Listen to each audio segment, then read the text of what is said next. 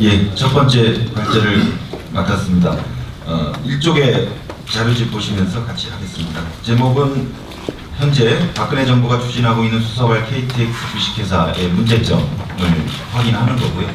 지금 정부와 노조 간에 평행선을 달리고 있는 각 문점들입니다. 이거에 대해서 발제 의견을 말씀드리고 어떠한 방향으로 지금 철도 문제가 풀려야 되는지에 대해서 제도적인 개혁 방안을 제시하고자 합니다. 박스 안에 요약은 나중에 읽어보시고요. 이쪽으로 가시면 각 논점을 살펴보기 전에 대략 이번 그 논란 진행 과정에서 주목할 만한 세 주체가 있다고 봅니다. 첫 번째 시민들의 의식이고요. 아마 노조에서도 여러 이제 파업 경험이 있다 보니까 분명히 그 차이를 인식하고 우리 시민들도 그러할 겁니다만은 이번 철도 민영화 노조 파업에 대한 시민들의 대응은 굉장히 다른 것 같습니다. 그전에 일단 민영화하면 일정한 불가피성을 동조하는 분위기가 꽤 있었는데 이번에는 민영화 자체가 굉장히 비판적인 의미로 쓰이고 있습니다. 사실 지금 대처 흉내를 내고 있는데 80대 초반 그런 국제적 정치 경제 환경과 그런 신자유주의 실패로 인한 30년이 지난 2013년의 정치 경제 환경의 차이, 이런 시대적 차이를 지금 읽지 못하고 국민들은 지금 그거를 잊고 공공서비스와 민영화에 대해서 인식하고 있는데 박근혜 정부만은 30년 전에 인식을 가지고 있다 보니까 이가 계속 지금 불통의 문제로 불거지고 있는 것 같고요. 두 번째 문제는 저 역시도 한 90년대 말부터 철도 민영화 문제를 계속 다뤄왔고 정부 측하고도 교섭한 적도 있고 또 노조와 같이 소통하기도 했습니다. 지금 현재 정부 내에는 DJ 때부터 시작했던 아주 확고한 민영화 세력들과 그들을 후원하는 지금 국제연구기관의 싱크탱크들이 있죠. 그래서 지금 이 수서발 자회사도 여러 가지 방식의 민영화 추진이 있던 것 중에 한 형태입니다. 정권마다 정권의 성격에 맞추어서 민영화 형식을 그들이 이른바 파생 상품을 만들어 왔던 겁니다. 이 철도 민영화 세력들의 가장 원하는 핵심은 KTX 민영화입니다. 돈 안 되는 일반 철도 적자 노선들이 큰 관심이지 않겠죠. 결국 수서발 KTX인데 97년 IMF 때는 IMF 계약에 따라 불가피하게 전체 영국 기구로 모든 철도를 분할 민영화하는 방식으로 갔습니다. 그리고 자동적으로 이제 개통될 KTX도 민영화될 예정이었죠. 근데 2002년도에 철도노조 파업으로 이게 사실상 중단됩니다. 그리고 2003년 노무현 정부 때 이제 공사와 시설공단으로 분리가 됩니다. 그래서 다시 당시 노조 파업에 의해서 그리고 여러 시민사회 대응에 의해서 철도 민영화가 대한민국에서 중단된 걸로 저희가 이해했는데 이 세력들이 만들어낸 꼼수가 2004년도 철도 사업법입니다. 제가 알기에는 노무현 정권의 핵심들도 이 사업법의 꼼수를 눈치채지 못했던 것 같아요. 바로 철도 사업법의 면허 조항입니다. 뒤에 좀 나오겠습니다만은. 그래서 노무현 MB 정부 때 갑자기 KTX 수서발 민영화가 떠올랐고요. 이거에 대해서도 국민들의 비판이 거세지자 이것도 중단됐습니다. 그래서 지금 박근혜 정부에서 들어왔는데 이게 결국 이제 자회사 형식을 통한 이제 또 민영화죠. 수서발 KTX는 이후 한국 철도망이 중추가 됩니다. 지금 수도권 광역망도 수서 중심으로 지금 재편되고 있기 때문에 사실 이 자회사는 자회사가 아닙니다. 나중에 배보다 더 큰 배꼽이 될 수 있는 엄청난 잠재력을 가지고 있는 자회사고 그리고 이들의 관심이 수서발 KTX 노선이었기 때문에 이 형식으로 가게 됩니다. 일단 수서를 먹으면 지금 코레일이 나중에 고사되기 시작하겠죠. 그럼 다시 자신의 경쟁력을 내세워서 이쪽까지 한번 흡수할 그런 구도인 것 같습니다. 마지막 주인공은 최연의 사장님입니다. 아까 2시에 쪼개서 가신다고 했는데 개인적으로도 여러 면이 있고 토론도 많이 해봤습니다. 굉장히 고속철도와 일반 철도가 통합 운영돼야 된다는 거에 대해서는 철도학자 중에서 누구보다 소신이 강하신 분입니다. 노무현 정부 초기에 일부 국토부 관료들이 고속철도만 떼내는 작업을 벌일 때 노무현 대통령에게도 그래서는 안 된다고 강력히 건의했던 분이 이분이에요. 그리고 여러 연으로 그래서 노무현 정부 때 코레일 부사장도 지내셨는데 갑자기 작년에 새누리당 공천을 받아서 정신으로 변신을 하시더니 요번에 사장이 되고 나서는 갑자기 지금 KTX 노선에서 복수 경쟁자가 존재하면 경쟁이 발생한다는 본인이 수십 년 동안의 철도 학자로서의 소신을 뒤집는 것을 지금 하고 있습니다. 사장이 됨으로써 철도의 성격도 바뀌는 일이 벌어지고 있습니다. 그 다음에 이제 각 논점인데요. 5쪽에 있는 게 수서발 KTX 주식회사의 성격이 뭐냐입니다. 민영화라고 저는 생각합니다.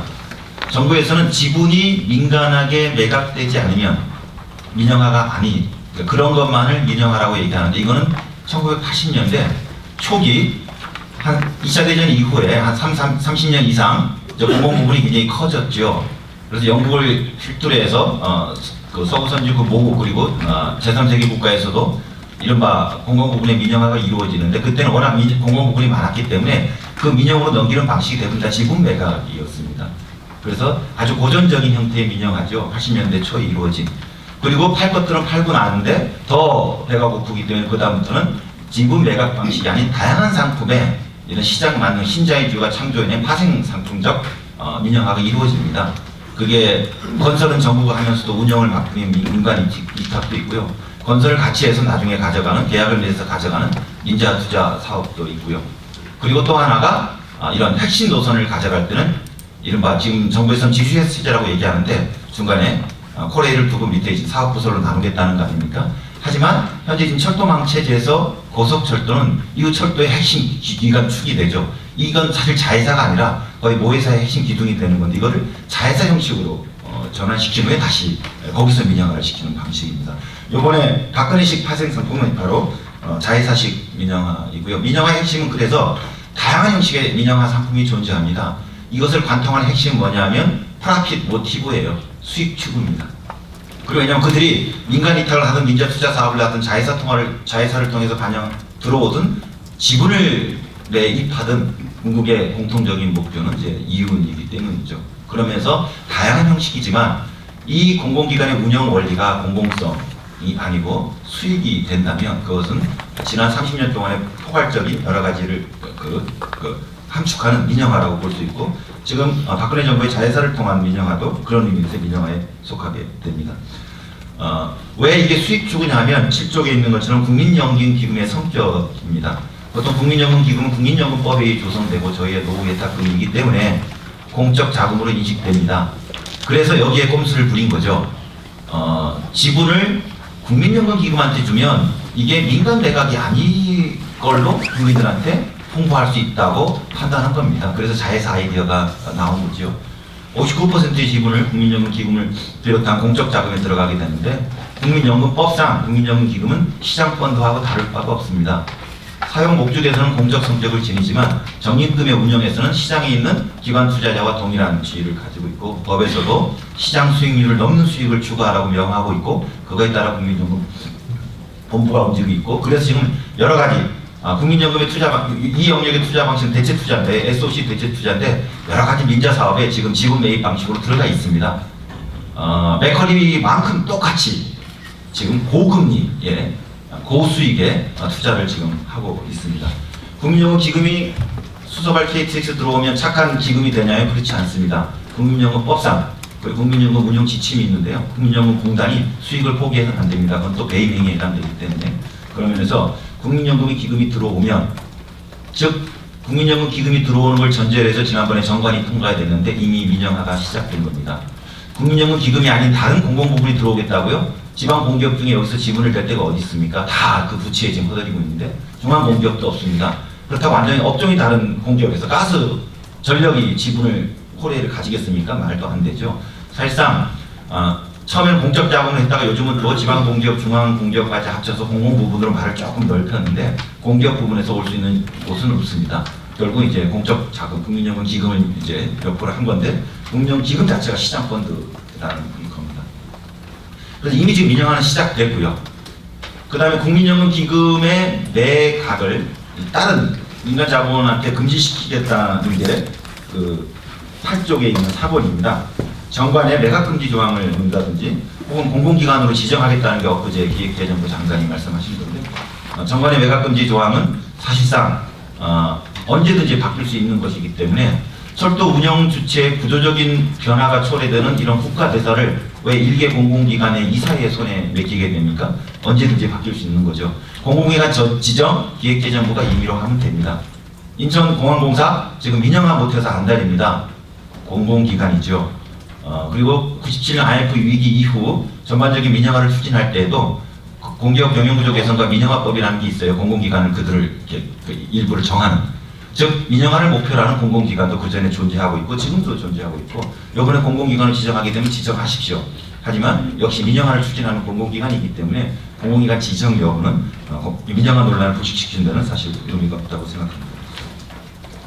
그 다음 문제가 지금 민영화 논점이라면 지금은 이제 행정과정과 제도적인 문제인데요. 지금 박근혜 정부의 별도 자회사 설립은 그리고 면허권 발급은 현행철도 관련법 위반입니다. 2003년에 철도산업발전기본법이라는 이른바 철도구조, DJ 때부터 추진됐던 철도구조개혁을 총괄하는 모법이 만들어집니다. 그게 철도산업발전기본법이고요. 핵심은 시설과 운영을 분리해서 시설은 철도시설공단이 맡고 한국철도의 운영은 독점적으로 철도공사한테 맡겼습니다. 그래서 특별법으로 한국철도공사법을 만들었죠. 그런데 철도공사의 수지 개선을 위해서 너무 돈이 안 되는 것들은 여러 가지 안전장치들이 있습니다. 지역 주민들의 청문과 등등을 통해서 폐지의 가능성을 열어놨습니다. 폐지하게 되면 제3자가 맡게 되겠죠. 그래서 철도산업발전기본법에 폐지가 가능한 조항을 하나 열어놨어요. 그 때문에 독점적으로 철도공사가 운영을 다 맡지만 철도공사 외에 하나의 새로운 주체가 철도산업발전기본법에 명시가 됩니다. 그건 폐지 노선의 주체입니다. 따라서 이런 모법의 취지에 따른다면 그 1년 후에 자법인 철도사업법이 제정되는데 철도사업법에서의 면허는요 철도공사한테 주고 철도공사가 포기한 폐지 노선의 운영자한테 면허권을 줄 수 있고 그 다음 철도관련법과 별도로 민간투자사업법이 있습니다. 민간투자사업법에 민자철도가 만들어지죠. 이거는 다른 법에 의해서 그들의 이제 운영 주체가 되니까 그들한테 주는 거죠. 따라서 현행 민자철도법, 민자사업법과 철도관련기본법을 총괄하면 철도공사 외에 면허를 받을 수 있는 자격을 가진 사람은 철도산업발전기본법의 폐지 노선 접근자와 민자사업법에 의한 민간투자사업자 둘밖에 없습니다. 이번에 수서발 KTX는 민자사업도 아니고요. 코레일이 포기한 노선도 아닙니다. 여기에 모법과 전혀 별도로 철도사업법에 면허조항이 하나 있다는 것, 그걸 근거로 누구에게나 다 면허를 줄 수 있다고 왜곡 해석해서 지금 면허권을 지금 발급하고 있는 겁니다. 심각한 철도 관련법의 위반입니다.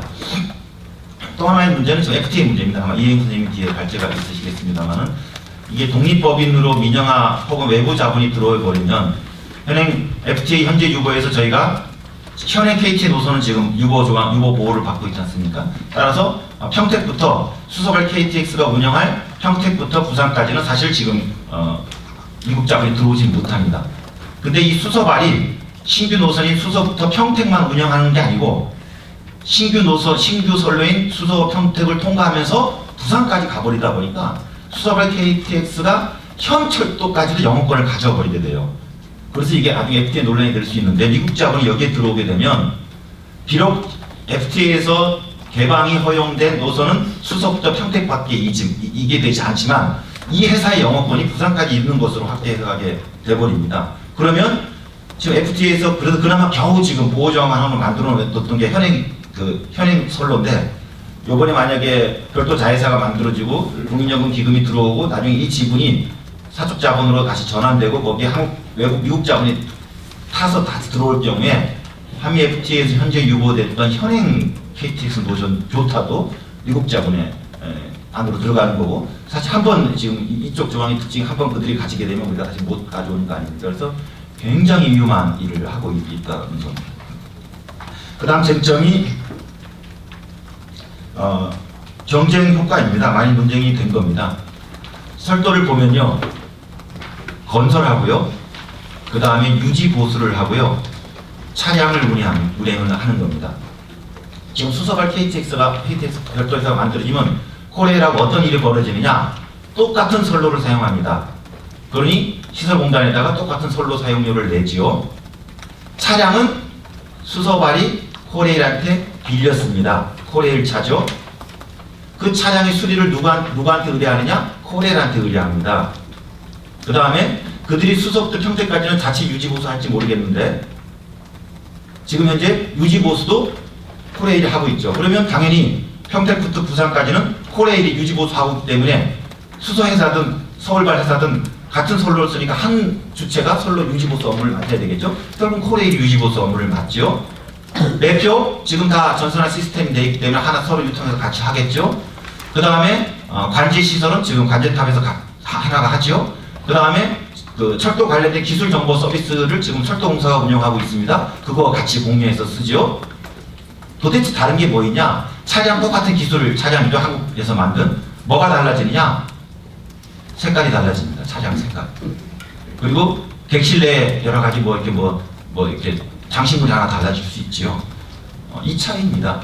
신규 인력을 싸게 채용하겠다고요? 기관사는 신규 인력이 없습니다. 결국 코레일 있는 분들이 오셔야 되고요. 신규 인력들, 지금 코레일 신규 인력 초임이 연 2,500입니다. 더 싸게 채용하실 거예요. 사실상 경제 효과가 제로입니다. 무슨 일이 생기느냐? 똑같은 일을 하는 조직이 하나 또 생기는 겁니다. 임원부터 총무 관리직이 하나 더 생기는 거죠. 또 무슨 일이 발생하느냐? 결국 여기에 수익을 목표로 하는 자본이 들어오기 때문에 코레일이 운영하면 지불해야지 않을 약 7% 정도의 시장 수익을 그한테 줘야 됩니다. 그리고 또 무슨 일이 벌어지느냐? 여기에 만약 미국 자본이 타고 들어오면 한미 FTA의 철도조항 현재 유보도 한꺼번에 날아가 버리게 됩니다. 어저께 제가 철도국장하고 방송국 토론이 있었는데 그 말씀 하시더라고요. 비교 효과를 내리기 위해서 실험을 할 수밖에 없다. 그래 그 비교 효과를 사실 너무나도 뻔한 건데 이런 국가대사의 위험한 일을 지금 벌이고 있다고 생각이 듭니다. 그래서 13쪽입니다. 철도개혁 방향은요. 일단 아까 신당정 원내대표님도 말씀하신 것처럼 민영화가 아니라면 민영화에 대한 법제적 조치를 취하라는 겁니다. 철도산업발전기본법과 좀 더 안전하게 하면 지금 정치권에서는 철도사업법에 면허 관련된 조항만 얘기하고 있는데 저는 조금 더 아까 철도 민영화가 여야 국민을 모두 통틀은 국민적 합의라면 이번 기회에 철도 민영화 논의가 재론될 수 또 이 강시가 다시 살아나지 않도록 확실하게 각각의 틈새를 좀 메울 필요가 있다고 생각이 들고요. 그럴 경우에 철도산업발전기본법과 철도사업법 둘을 다 손봐야 된다고 생각합니다. 그래서 수익을 목표로 하는, 수익을 추구로 하는 시장 자본, 그러니까 수익을, 그게 국민기금이든 뭐든 이걸 수익을 추구하는 시장 자본이 철도 운영에 들어오지 못하도록 철도산업발전기본권에 명시하고 철도사업법에 명시를 해야 됩니다. 근데 문제는 여기서 이제 며칠 전부터 다시 논란이 불거진 게 입법 조치가 한미 FTA에 충돌된다는 겁니다. 정부 스스로 지금 굉장히 중대한 실토를 하신 거죠. 그렇습니다. 한미 FTA 때문에 사실 앞으로 이 정관 같은 게 사실 이게 진짜 쓰레기죠. 쓰레기 조각이 백지 아무것도 아닙니다. 결국 미국이 나도 거기에 관심이 있다라고 표명하는 순간 모든 걸 다 열 수밖에 없다는 겁니다. 드디어 철도에 지금 한미 FTA가 발동하기 시작한 겁니다. 그럼 이걸 어떻게 막을 것인가? 지금 정부 방안대로 가게 되면 아까 말씀드린 것처럼 미국 자본이 여기에 흘러 들어왔을 때 현행 지금 보호받은 기존 노선까지도 다 가버리게 됩니다. 이걸 막을 수 있는 방법은 유일합니다. 평택부터 부산까지를 코레일만 운영하도록 해야 됩니다. 정 마지막에 우리가 최후로 몰리면 그러면 그래 너네들은 2005년 10월부터 건설된 노선이 수서부터 평택이니까 거기만 운영해라고 해야 되겠죠. 근데 이게 장거리 여행이기 때문에 거기에 그런 회사는 존재하지 않겠죠. 따라서 신규 회사가 수서부터 부산을 운행하는 신규 회사가 생기는 순간 지금 이 FTA 조항에 의해서 이까지 빼앗기게 되다 보니까 이걸 막는 방법은 별도 회사가 생기면 절대 안 됩니다. 그래서 지금 현재 한미 FTA 현재 유보 조항이라도 지키기 위해서는 지금 통합 운영할 수밖에 없다고 생각이 듭니다. 세 번째는 이번 기회에 철도 관련법을 좀 손질했으면 좋겠어요. 사실 노무현 정부가 요새 그 진보 진영에서도 이 원조가 누구냐, 민영화의 원조 이런 논란이 있던데 제가 이해하는 한 철도 민영화를 추진하는 의사는 없었다고 봅니다. 근데 대단히 여러 가지로 불철저한 정권이다 보니까 그 제도와 법률 간에 서로 충돌하는 것들이 있습니다. 한미 FTA하고 철도 관련법이 충돌되고 철도 사업법도 사실 그럴 줄은 몰랐지만 지금 차기 정권들이 이렇게 왜곡하고 있기 때문에 그런 것까지도 다 막아야 될 것 같아요. 그런 면에서 아까 말씀드린 것처럼 철도 산업발전법에 다시 한번 철도공사, 그러니까 전체 운영을 폐기 노선과 민자철도 외에는 모든 것이 철도공사가 한다는 걸 다시 분명하게 써줘야 될 것 같고요. 철도사업법의 면허 조항도 그렇게 써줘야 될 것 같습니다. 그래서 나중에 MB 정부든 박근혜 정부든 어차피 정권을 왔다 갔다 하는 거기 때문에 다른 정권이 들어왔을 때 다시 또 법률을 왜곡, 악용, 해석해가지고 민영화를 추진하는 일이 없도록 해야 될 것 같고요. 마지막은 철도 내부 개혁은 저도 역시 필요하다고 생각합니다. 하지만 지금 정부 방안은 긍정적 효과는 하나도 없고 부정적인 비용만 너무 많이 들기 때문에 이건 안 된다고 보고요. 정 비용 효과를 내고 싶으면 코레일 내에 그 노선별 사업부서 정도 만드는 것까지는 저는 괜찮다고 봅니다. 그러면 만약에 저희가 정부하고 타협을 한다면 너희들이 그래 둘이 한번 비교해봐라. 그래서 코레일 내에 두 사업부서가 있으면 될 것 같고요. 지금 공기업의 핵심적인 문제는 저는 낙하산이라고 생각합니다. 그런 면에서 지금 이제 낙하산 최현애 사장의 대표인 것도 30년의 학자의 소신을 바꾸는 그 엄청난 힘이 또 낙하산 아닙니까? 낙하산을 타기 위해서 소신을 내던지고 계시기 때문에 그런 면에서 철도 이해관계자들이 같이 의사결정을 하는 이런 참여 지배구조를 만드는 게 지금 그 철도 내부의 개혁 그리고 이용자 그리고 시민들이 또 철도의 여러 개혁에 대해서 신뢰를 가지는 데서도 굉장히 중요한 수단이라고 생각합니다. 서구 공공기관, 철도 공공기관에 특히 이러한 제도 유형들은 많이 있습니다. 이거에 따라서 진정 국민 통합적인 정책을 핀다고 한다면 공공기관을 이런 권력형 낙하산이 아니고 모든 사회 구성원들의 버스로 만들 필요가 있고 그렇다면 전문가, 정부도 들어오죠. 이용자, 그리고 생산자인 노동자들이 함께 참여하는 이런 공공이사의 참여형 지배구조가 만드는 방식으로 철도 개혁의 논의가 새로 이루어져야 된다고 생각합니다.